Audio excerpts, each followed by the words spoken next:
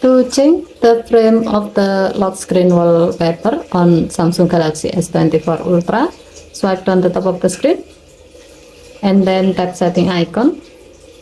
Scroll down the screen to find wallpaper and style. Tap wallpaper and style and then tap the lock screen thumbnail. Now tap the frame button at the bottom of the screen. In the frame section, you are provided with several frames.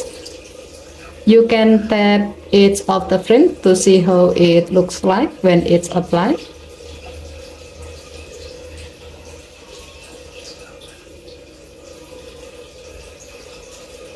If you are happy with your selection, tap done button to save the change.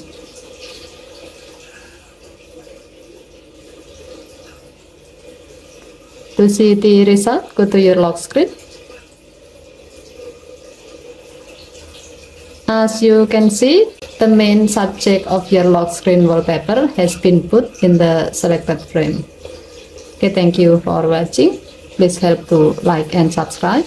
Have a nice day.